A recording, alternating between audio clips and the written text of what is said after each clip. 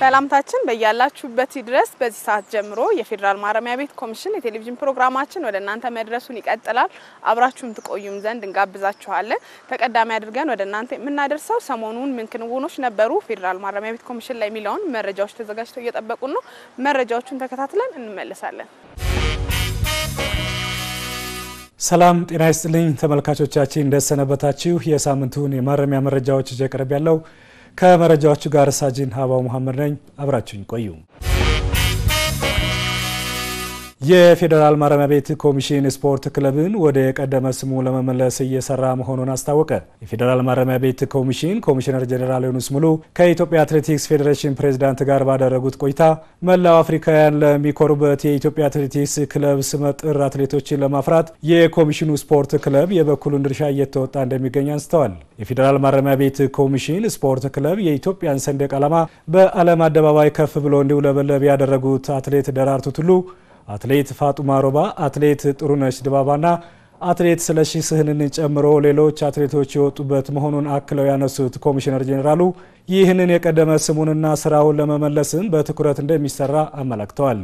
በፌደራል ማረሚያ ቤት ኮሚሽን የፋይናንስና የሰው ሀብት ልማት ዘርፍ ምክትል ኮሚሽነር ጄኔራልና የስፖርት ክለቡ ፕሬዝዳንት ደስታ አስመላሽ በበኩላቸው በስፖርተኞች የቅጥር በጀት ቅነሳ ጋር ተያይዞ እያጋጠሙ ያሉትን ችግሮች ለመቅረፍና ስፖርተኞች የሚያነሷቸውን የጥቅማ ጥቅምና ሌሎች ጥያቄዎችን በመመለስ ውጤታማና እንደ የቀድሞዎቹ ሁሉ የሀገራቸውን ሰንደቅ በዓለም አደባባይ ከፍ ብሎ እንዲውለበለብ የሚያደርጉ ተተኪ አትሌቶችን ለማፍራት መደበኛ የማረሚያ ፖሊሳዊ ስልጠናዎችን መውሰድ እንዲችሉ በስፋት ስራ እየተሰራ ነው ብለዋል።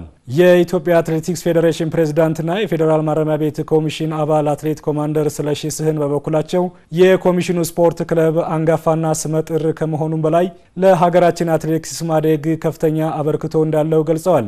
ክለቡ ከጊዜ ወደ ጊዜ እያጋጠመ ያለውን ችግር መፍታት እንዲችል የፌደራል ማረሚያ ቤት ኮሚሽን ከፍተኛ አመራሮች የጀመሩትን ድጋፍና ክትትል አጠናክሮ እንዲቀጥሉ ጥሪ ያቀረቡት አትሌት ኮማንደር ስለሺ ስህን የኢትዮጵያ አትሌቲክስ ፌዴሬሽንም አስፈላጊውን ሁሉ ድጋፍ እንደሚያደርግ አረጋግጠዋል።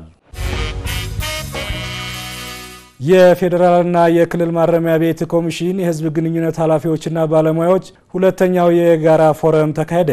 ከጤና ሚኒስቴር ጋር በመተባበር በተዘጋጀው የጋራ ፎረም ላይ የተገኙት የፌደራል ማረሚያ ቤት ኮሚሽን ኮሚሽነር ጀነራል ዮኑስ ሙሉ ባስተላለፉት መልእክት በማረሚያ ቤት የሚሰሩ ስራዎችን ለማህበረሰቡ በወቅቱ ማሳወቅ ካልተቻለ የተሳሳተ መረጃ የሚሰራጭበት እድል ሰፊ መሆኑን አንስተዋል።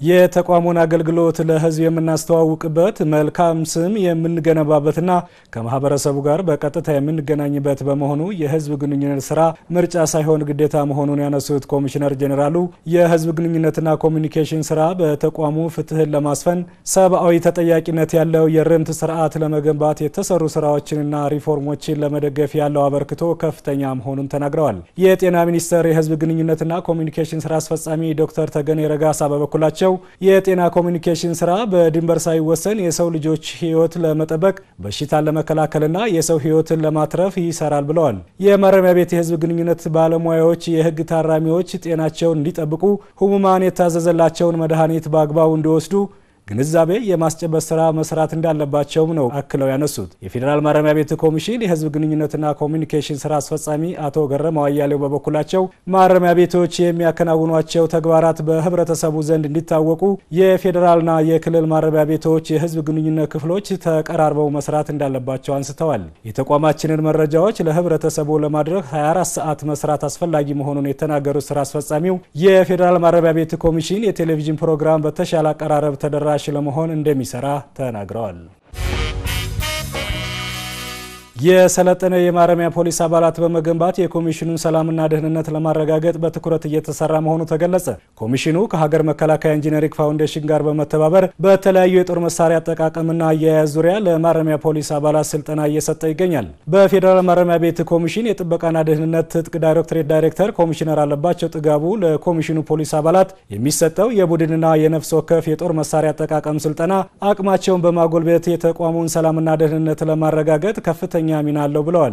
ተቋሙ በመንግስትና በህዝብ የተጣለበትን ተልዕኮ ለማሳካት በመከላከያ ኢንጂነሪንግ ፋውንዴሽን ከጋፋት ኢንዱስትሪያል ኮርፖሬሽን ጋር በመተባበር የሚሰጠው የጦር መሳሪያና ተያያዥ ስልጠና ለሌሎች የፖሊስ አባላት ተደራሽ ለማድረግ እንደሚሰራ ምክትል ኮሚሽነሩ ተናግረዋል። የኮሚሽኑ የጦር መሳሪያና የደንብ ልብስ ቡድን መሪው ዋና ሳጅን አባት አሰፋ በበኩላቸው የስልጠናው ዓላማ ብቁ የሰው ኃይል በመገንባት የተቋሙን የጦር መሳሪያ አጠቃቀምና አያያዝ በማሻሻል የኮሚሽኑን ደህንነት የማረጋገጥ መሆኑን አመላክተዋል። ከስልጠናው ተሳታፊዎች መካከል ኢንስፔክተር ጥላሁን መኮንንና ዋና ሳጅን ዳምጠው ግርማ የተሰጠ ያለው የጦር መሳሪያ አጠቃቀም ስልጠና የግንዛቤ አድማሳቸውን ከማሳደጉ በተጨማሪ የተሰጣቸውን ግዳጅና ኃላፊነት በአግባቡ ለመወጣት እንዲያስቻላቸው ገልጸዋል። ተመልካቾቻችን የሳምንቱ የማረሚያ መረጃዎች እስካሁኑን ይመስል ነበር። ቀሪ የማረሚያ ዝግጅቶች ይቀጥላሉ። መልካም ጊዜ ይሁንላችሁ። ከመረጃዎቻችን ተመልሰናል። በመቀጠል የምናልፈው ወደ ቀዳሚ ዝግጅታችን ይሆናል። አረንጓዴ አሻራ መርሃ ግብር 7ኛ ዓመቱን አስቆጥሯል። የፌዴራል ማረሚያ ቤት ኮሚሽንም ይህን አረንጓዴ አሻራ መርሃ ግብር በየዓመቱ ያካሂዳል። ዘንድሮ ቅድመ ዝግጅቱን አጠናቆ እየጠበቀ ይገኛል። ይሄን ያህል ካልኳችሁ በዝዋይ ማረሚያ ማዕከል ላይ ለመብልም ለውበትም የሚሆኑ ችግኞች እየፈሉ ይገኛሉ። ምንስ ይመስላል? ሂደቱስ ምንድነው? የሚለውን ከፕሮግራሙ ቃኝተን እንመለሳለን።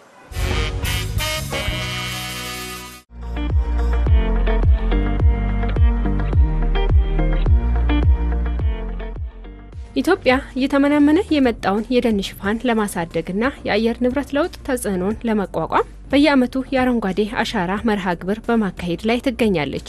ለተከታታይ 7 ዓመታት በተደረገ የችግኝ ተከላ መርሃ ግብርም የደን ሽፋንን ከማሳደግ በተጨማሪ በምግብ ራስን ለመቻል የሚደረግ ጥረት አካል በማድረግ ለምግብነት የሚውሉ ችግኞች በመተከል ላይ ይገኛሉ። መርሃ ግብሩም በየዓመቱ በማካሄድ ላይ ይገኛል። የአረንጓዴ አሻራ ውጤታማ ይሆን ዘንድም ተቋማት ትልቅ አበርክቶ አላቸው። አረንጓዴ አሻራ በጣም ወሳኝ ነው ለሀገርም እንደ ተቋም እንደ አገር ያው ተልዕኮአችን ስለሆነ ማረሚያ ቤትም በማረም ማነጽ ጎን ጎን ይሄን ግሪን ሌጋሲ የአረንጓዴ አሻራ ስራ እየሰራ ይገኛል። በየዓመቱ አረንጓዴ አሻራ ከሐምሌ 1 ጀምሮ እዚህ ይከናወናል። አሁን ደግሞ በአቮካዶ ዝግጅታንም ለዚህ ለግሪን ሌጋሲ ነው እናደርገውና ለማረሚያ ቤቱም ለአገርም ትልቅ ጥቅም ያለው ነው።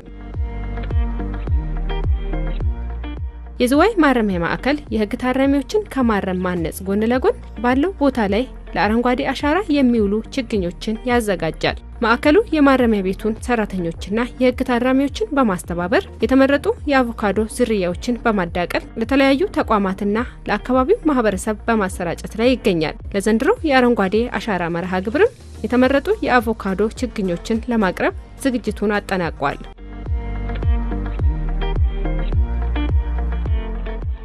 እኛ እንደ ዝዋይ ማረሚያ ማዕከል የተሻሻሉ የአቮካዶ ዝርያዎች እዚህ አዘጋጅተናል።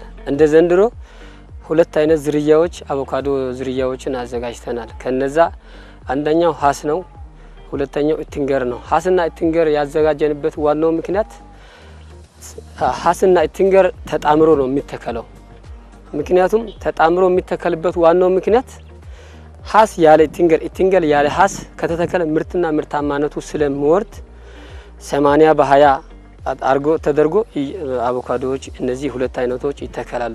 በሶስት አይነት ነው የአቮካዶ የምንሰራው። መጀመሪያ አፈርን አለ፣ ፍግ አለ፣ አሸዋ አለ።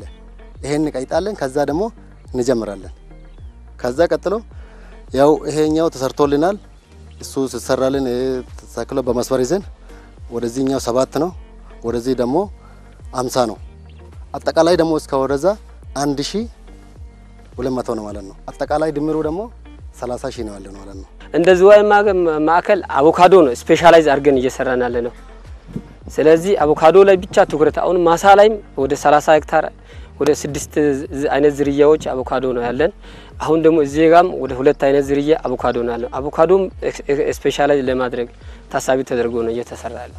ከዚህ ከአረንጓዴ አሻራ ጋር ተያዘ አቮካዶ ወደ በዚህ በጀት ዓመት አሁን ወደ 29600 አካባቢ የተዳቀለ የምርጥ ዘር አቮካዶ የሀስና ኢትንገር የሚባለው ተዳቅሎ አሁን ለአረንጓዴ አሻራ የተዘጋጀ ይገኛል ማለት ነው።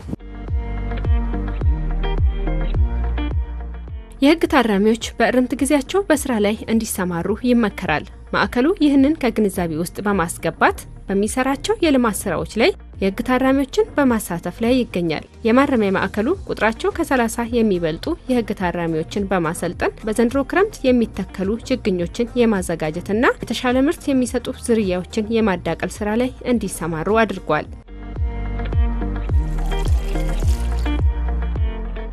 አቮካዶ ማጠጥ እንመጣለን። እዚህ መጀመሪያ አቮካዶን ስናዳቅል ካፈር ተነፍቶ ነው። አፈርና ኮምፐልስ አሸዋ ተገናኝቶ እሱን ጠቅጥቀን እቺ ኮፍያዋ 15 በ20 ነች። እሷን ጠቅጥቀን አገናኝተን ከዛ ዘሩ መጥቶ ይተከላል። ዘሩን ተንከባክበን እንደ በቅል እናረጋለን፣ እናጠጣለን፣ ምን እንላለን፣ እንኮተኩታለን። ከዛ የማዳቀል ስራ ይጀመራል። እናዳቀላለን ማለት ነው። ውሃ ይሄ እንትኑ ሸራው ምናምን ሙቀት እንትን ስለሚል ውሃ ይለየው ውሃ እንትን እንላለን። ውስጥ ለውስጥ የሚታረሙ ነገሮች አረም አሉ፣ እነሱ እናርማለን። ይሄው መድኃኒት እንትን ትላትል እንትን እንዳይልም እንዳይፈጥር መድኃኒት እንረጫለን።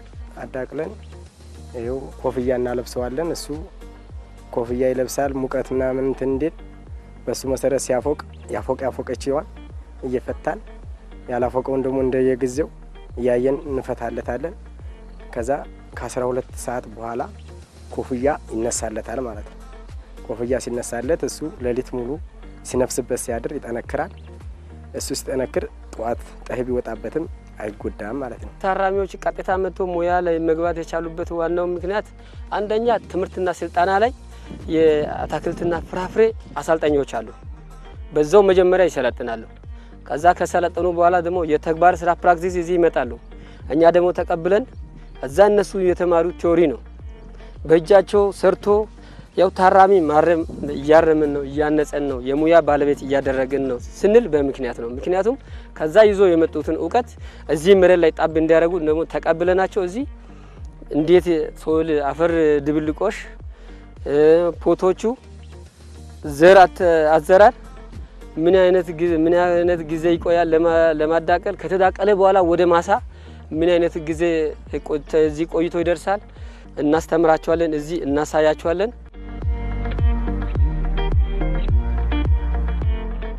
የህግ ታራሚዎቹ ማዕከሉ በሚሰራቸው የልማት ስራዎች ላይ በመሳተፋቸው ጊዜያቸውን በስራ ላይ እንዲያሳልፉ ከማስቻሉም በተጨማሪ አዳዲስ ሙያዎችንና እውቀቶችን ማግኘታቸውን ይናገራሉ።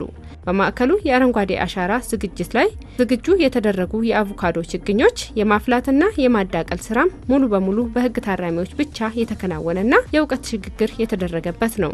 የህግ ታራሚዎቹ በእርምት ጊዜያቸውም የሙያ ባለቤት መሆናቸው በቀጣይ ህይወታቸው እንደሚጠቅማቸው ይናገራሉ። እንደገባሁኝ እንትን የሚል ስራ መስሎ የነበረ ተገባሁ በኋላ በደስታ ነው። እንትን በጣም ቀላል ነው። ሙያም የሚለመድበት ስራ ነው። ደስ የሚል እንትን እንኳን ለኔ ተዝህ ወጥቼ ለብረተሰቡ ራሱ የሚጠቅም እንትን ነው። ለአካባቢ እንትን ተየክፍለ ሀገሩ የመጣ ልጆች ስለሆነ ለኛ ይጠቅመናል። እኔ አሁን በእን ስራ አሁን እዚህ ነው ገብቼ ለመርኩት እንጂ አላቀውም። ስለ አቮካዶ አሁን አላቅም። ይሄ ሀስ ይባላል፣ የትንገር ይባላል። ሁለት አይነት ዘር ሁለት አይነት ነው። ቀንበጡ ማለት ነው። ምንድነው የትንገር አሁን ያልተዳቀለው በ7 አመት በ6 አመት ነው የሚደርስ ፍሬ የሚጀምረው። የተዳቀለው ደግሞ በ3 አመት ምናምን ፍሬ ይሰጣል። እንደገና የፍሬ አሰጣጡም ይለያያል። ስጋ አለው፣ ይሄኛው ስጋ አለው፣ ያኛው ግን ፍሬው ነው የሚወድለው የሎካሉ ማለት ነው። እሱ ስለሆነ ይሄ ጥቅም አለው ማለት ነው። ይሄንን ደግሞ ወጥቼ እኔ ይሄን እድል ልጠቀምበት ይሄው እንግዲህ ፈጣሪ ጋር ሀሳብ አለኝ። ፈጣሪ ደግሞ ያስፈጽማል። አንዳንድ ጊዜ እኛም ስልጠና እንወስዳለን። አሁን ስልጠና እንሄዳለን።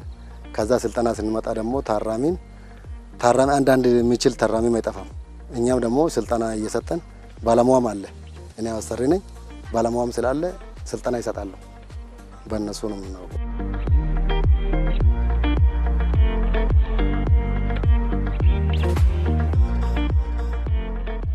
እዚህ በመዋሌ ውስጥ ተሟል ተመጨናነቅ ተምን በስራ እንትን ስለምናሳልፈው ሰዓቱን ሳናውቀው እንትን ይላል። ወራቶችን እንገፋለን።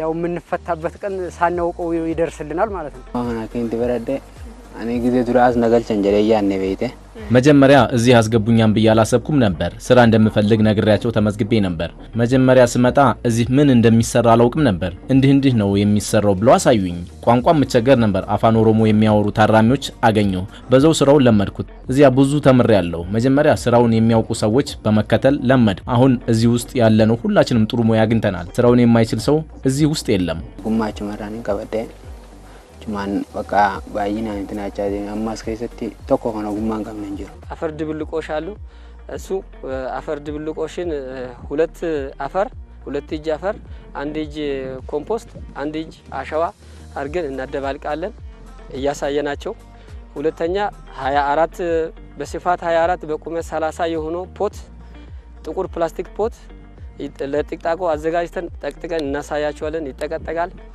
ከተጠቀጠቀ በኋላ ይደረደራል የተዘጋጀ መደብ አለ ይደረደራል ከተደረደረ በኋላ ከተከላ አንድ ቀን ቀደም ብለን ውሃ እናጠጣለን ውሃ ካጠጣነው በኋላ በተከላው ቀን ከ3 እስከ 5 ሰንቲሜትር ጉድጓድ በማዘጋጀት ዝቅ አድርገን ሹሏን ፓርት ወደ ላይ ከፍ አድርገን እንዘራለን ዘሩ ይሄን እናሳያለን ከተዘራ በኋላ ደግሞ ምን ያክል ከ20 እስከ 30 ቀን ባለው ይሰነጥቃል ይበቅላል ማለት ነው ከዛ በኋላ ምን ይሆናል ከተተከለ ከመጀመሪያው ቀን ጀምሮ 6 ወር ባለው ከ4 እስከ 6 ወር ለግራፍቲንግ ዝግጁ ይሆናል 4 እስከ 6 ወር የተባለው ደግሞ ቤዝድ የሚሆነው ማኔጅመንት ነው ምክንያቱም ተተክሏል ተብሎ ከተጣለ እንክብካቤ ከሌለ ክትትል ከሌለ ይቀነጭራል እስከ 6 ወርም ላይ ደርስ ይችላል ግን አሁን ጥሩ ክትትልና ቁጥጥር ስላለ እኛ ጋር ከ4 እስከ 6 ወር ባለው ተዳቅሎ ጨረሰን ማለት ነው ይሄን ሁሉ የጊታራሚዎችን እናሳያቸዋለን እናስተምራቸዋለን እዚህ የሙያ ባለቤት ሆኖ ነገ አምራች ዜጋ ሆኖ ማህበረሰቡ ጋር እንዲቀላቀሉ የማድረግ ስራ በትኩረት እየሰራን እንገኛለን ማለት ነው ማዕከሉ በዘንድሮ ክረምት የሚተከሉ 30,000 የተመረጡ የአቮካዶ ችግኞችን አዘጋጅቷል ችግኞቹ ማዕከሉ ባዘጋጀው ቦታዎች ላይ የሚተከሉና ለአካባቢው ማህበረሰብ ተደራሽ የሚደረጉ ናቸው ከቦታ ዝግጅት ጀምሮ ችግኞችን በመንከባከብ ስራ ላይ የተሰማሩት የህግ ታራሚዎችም በማረሚያ ቤቱ የሚሰሩ ስራዎች ላይ መሳተፋቸው የእርምት ጊዜያቸውን እንዳቀለለላቸው ይናገራሉ ፈጣሪ ይመስገን እኔ መጀመሪያ ሲፈረድብኝ በጣም ሲወል መስሎ ነበር የታየኝ ግን ይሄን እድል አግኝቼ እዚህ ወጥቼ አንደኛ ሙያው አንደኛ አየሩ ሁሉ ነገር ለምጄ ስለመውጣቴ እኔ ፈጣሪን አመሰግናለሁ አቸከተኝ ይረከተ ባየ ማለፈ ሰሙን ጋይዲስ እንጀካማ አትይዝ በቃ ዋን እንታና ካይዘጋልታች እዛ ውስጥ እንቸገራለን በጣም አይምሮአችን በጣም ይረበሻል በጭንቀት የማይሆን ነገር ውስጥ እንገባለን እዚህ ስንውል አይምሮአችን ረፍት ያገኛል ማረሚያ ቤት መሆናችንን ያን ያህል አያስጨንቀንም ስራ እንሰራለን ስራ የምንሰራውን በነፃ አይደለም ይከፈለናል እዚህ በመናገኛት ሳንቲም ሻይ ቡና እንላለን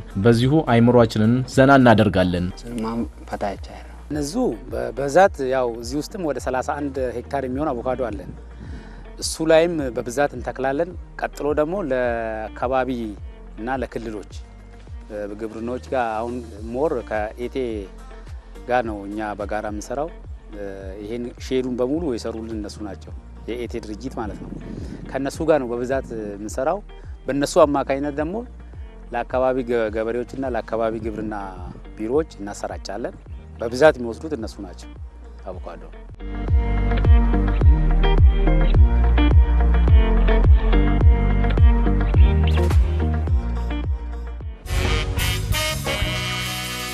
በድጋሚ አብሮነታችሁ ከኛ ጋር ስለሆነ እጅግ አድርገን እናመሰግናለን አብሮነታችሁ ይቀጥል ዘንድ ምንጋብዛችኋለን አሁን የምናልፈው የህግ ታራሚዎች ከያሉባቸው ማዕከላት ግለ ታሪካቸውን የርምት ጊዜ ቆይታቸውን ያካፍሉናል የህግ ታራሚዎች በያሉባቸው ማዕከላት ውስጥ ሰብአዊ መብታቸው እንዲሁም መሰረታዊ ፍላጎታቸው ተሟልቶ ይታረሙ ዘንድ ይደረጋል ማለት ነው በተለያየ ጊዜ የሙያ ስልጠናዎቻቸውን ግለ ታሪካቸው ላይ ያካፍሉናል ለዛሬም ከአንድ የህግ ታራሚ ጋር ቆይታ አድርገናል ግለ ታሪኩን የርምት ጊዜ ቆይታውን ያካፍለናል ተከታትለን እንመለሳለን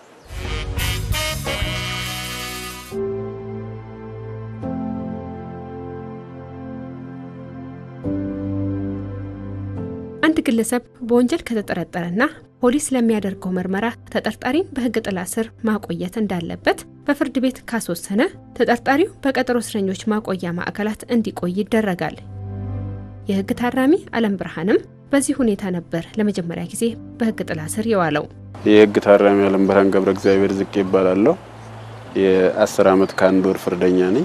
6 አመት ቆይቻለሁ ማረሚያ ቤት ውስጥ። ወንጀል መፈጸም ብቻ ሳይሆን ወንጀል ፈጻሚን መተባበርና ወንጀል እየተፈጸመ መሆኑን እያወቁ ለህግ አካላት አለማሳወቅም በህግ ያስጠይቃል። የህግ ታራሚው የንግድ ስራን በሚሰራበት ቦታ ላይ ወንጀል የሚሰራ ጓደኛውን ባለማጋለጡ ከዚያም አልፎ ለወንጀል ተግባር የሚጠቀማቸውን ቁሶች በቤቱ በማስቀመጡ በህግ ተጠያቂ ሆኖ ማረሚያ ቤት ከገባ 6 አመታትን አስቆጥሯል። በቸልተኝነት ወይም በተባባሪነት በፈጸመው ወንጀል ማረሚያ ቤት ሲገባ ግን ህይወት በዚህ ልክ ትፈትነኛለች ብሎ እንዳላሰበ ይናገራል። ወንጀል መሮጥ በሚገባው ልክ እንዳይሮጥ በልጆቹ ናፍቆትም እንዲቀጣ እንዳደረገው ይናገራል። ማረሚያ ቤት ብዙ ዋጋ አስከፍሎኛል። ማለት ማረሚያ ቤት መግባቴ ከድሜ ብዙ ቀንሷል። አንዱ እሱ ነው። ማግኘት ከሚገባኝ መስራት ከሚገባኝ ለልጆቼ መኖር ከሚገባኝ ነገር ላይ ብዙ ነገር ልጆችን አፍቁሻል። በዛ ነገር ብዙ ነገር ነው ያጣው። ሰው ከመደበኛ ትምህርት ባልተናነሰ በህይወት አጋጣሚ በመውደቅ መነሳት ውስጥ ብዙ ይማራል። የህግ ታራሚ የዓለም ብርሃን ገብረ እግዚአብሔርም ከውድቀቴ ተምሬያለሁ ይላል። ማረሚያ ቤት ያሳለፋቸው 6 አመታት እንዲሁ ያለፉ እንዳልሆኑም ይናገራል። መረጋጋት የቱ ጋር እንደተሳሳተ ማወቅ፣ በሰራው ስህተት መጸጸት፣ ስህተትን ለማረም ቆርጦ መነሳት፣ ከዚያም አልፎ ሌሎችን ለመርዳት መቆም ማረሚያ ቤት ያሳለፋቸው 6 አመታትን የሚገልጽበት ሂደት ነው። ወደ ወንጀል መግባት አልነበረብኝም። እነኛ ነገሮች የኔ ጥፋቶች ናቸው። በኔ ጥፋት ግን እነሱም እየተቀጡ ነው። ያው ስላልታሰሩ ብቻ ሳይሆን አሁን ያለው መማር ያለባቸው የአባት ፍቅር ማግኘት ያለባቸው ልጆች የአባት ፍቅር ያገኙ። ከዛ አንፃር ትንሽ ብዙ ሞራናቸው ይጎዳል። አሁንም እየጠበቁ ያለበት መንገድ አለ። መቼ ነው የምትመጣው ልጅ ያው ብዙ ነገር ይላል። ከዛ አንፃር ያው እኔን ግን ያው ማረሚያ ቤት መግባት ያስተማረኝ ነገር አለ፣ የጎዳኝም ነገር አለ። የጎዳኝ እንዳልኩሽ ያው ከልጆቼ ጎና ለመሆኔ መስራት የሚገባኝን ነገር በዚህ ሰዓት መስራት ማግኘት ይገባኝ ነበር፣ አላገኘሁም። መግባቴ ደግሞ የጠቀመኝ ነገር ምንድነው መሰለሽ? ተምሬበታለሁ። ማረሚያ ቤት ከተማርሽበት ያስተምራል። ብዙ ነገሮችን ስልሽ የብዙ አይነት ሰው ባህሪ ታይበታለሽ። ተገድበሽ ስትቆይ ምን ማድረግ ምንድን ነበር ስህተቴ? ውጭ ላይ ስሰራ የተሳሳትኩትን ነገር ምንድን ነበር? ማግኘት የሚገባኝ ነገር፣ ያሳለፍኩት መጥፎ ጊዜ፣ እነኛ ነገሮች ትማሪበታለሽ። ታራሚዎችን ተጣሉትን በማስታረቅ አገልግሎት የሚፈልጉትን አገልግሎት በመስጠት የህግ አገልግሎት ሰጣለሁ። ይግባኝ ጽፍላቸዋለሁ፣ ማመልከቻ ጽፍላቸዋለሁ። ከአባልና ታራሚ መልካም ግንኙነት እንዲኖረው አደርጋለሁ። በዚህ ነው ጊዜን ቢዚ ሆኜ ነው ማልፈው። በነገራችን ማረሚያ ቤት እንደ ክልል አስተዳደር፣ እንደ ክልል ኮሚቴ፣ እንደ ግቢ ኮሚቴነት ቢሮ ሰጥቶናል። ያን ቢሮ ደግሞ እኔ ለሁለት ነገር እጠቀምበታለሁ። ማረሚያ ቤቱ ታራሚዎችን ለማስታረቅ፣ ታራሚዎችን አንዳንድ ነገር ለማድረግ ቢሮ ሰጥቶናል። ያንን ደግሞ ለሁለቱም እጠቀምበታለሁ። እኔ ህግ አገልግሎትም እሰጥበታለሁ። ታራሚዎችም ደግሞ ግጭት ሲኖር አንዳንድ ነገር ሲኖር ወደ እኔ ስለሚመጡ እዛ ውስጥ መፍትሄ ሰጥተን አስታርቀን የታረቁትን ሪፖርት እናደርጋለን። ማረሚያ ቤት ውስጥ ድሎት የለም። ድሎት አለ ብለው የሚያስቡ ሰዎች ካሉ ተሳስተዋል። ማረሚያ ቤት ውስጥ ስትቆይ ብዙ ዲፕሬሽን አለ፣ ጭንቀት አለ፣ የብዙ ሰው ባህሪ አለ። የሚገርምሽ በቃ የነኛን ሰዎች ባህሪ ራሱ ስታዩ በራሱ እስርን ሁለተኛ እስር ነው የሚያደርግብሽ። በጣም ብዙ ባለጌ ሰዎችን ታያለሽ፣ ብዙ ጋጠ ወጦችን ታያለሽ። ከነኛ አንፃር እንደውም እስር ይከብድሻል። ሬሽኑ አለ አሁን ከምትመገቢው ውጪ የምትመገቢው እዚህና የምትመገቢው ከዛ አንፃር በጣም ጉዳት አለው። በተለይ ጠያቂ የሌለው ቤተሰብ የሌለውን ሰው ብታየው እዚህ ተጎድቶ ነው የምታየው። እና ማረሚያ ቤት ድሎት የለውም። እኔ ወንጀል አስከፊ ነው ብዬ ነው ማስበው። ሰዎች ወንጀል ሰርተው ማረሚያ ቤት ብገባ ምንም አልሆንም ብለው ካሰቡ ተሳስተዋል ነው የምለው እኔ። ምክንያቱም ጉዳት አለው። ተገድበሽ ነው ከዚህ እንዳትሄድ ከዚህ እንዳታልፍ፣ ይሄ ነው ያንተ ልክ፣ ይሄ ነው ያንተ መኝታ፣ ይሄ ነው ያንተ ምግብ ተብለሽ ተሰልፈሽ ምግብ ተቀብለሽ እና ብዙ ጉዳት ስላለው ወደ ማረሚያ ቤት መግባት ጉዳት እንጂ ጥቅም የለውም።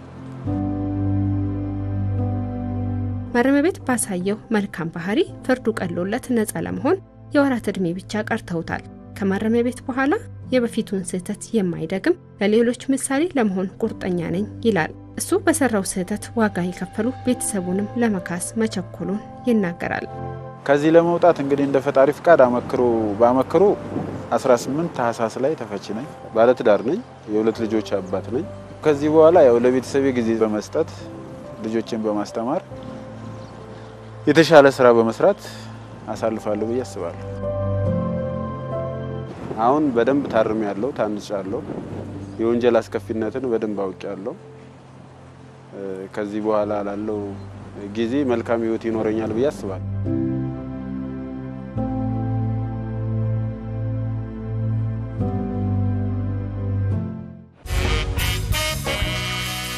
የፌዴራል ማረሚያ ቤት ኮሚሽን የቴሌቪዥን ፕሮግራማችን እየቀጠለ ነው። አሁን ደግሞ በሙዚቃ አፍታ ወስደን ተመልሰን እንገናኛለን። አብራችሁን ቆዩ።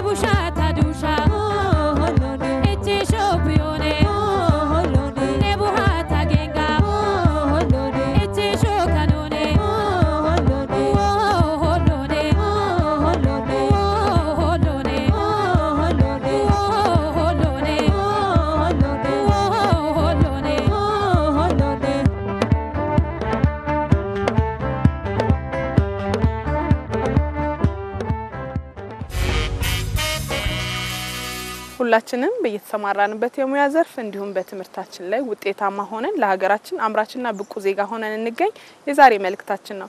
ቆይታችሁን ከኛ ጋር አድርጋችሁ ስትከታተሉን ስለነበር እጅግ አድርገን እናመሰግናለን። ለዛሬ የተዘጋጁት ፕሮግራሞች የተከታተላችሁትን ይመስሉ ነበር። ቀጣይ ሳምንት እንዲሁ በሌሎች ዝግጅቶች እንገናኛለን። ፕሮግራሙን እየመራሁ አብራችሁ ቆይታ ያደረኩት እኔ ኮንስታብል ቅድስት ጸጋዬ ነበርኩኝ። የሳምንት ሰው ይበለን።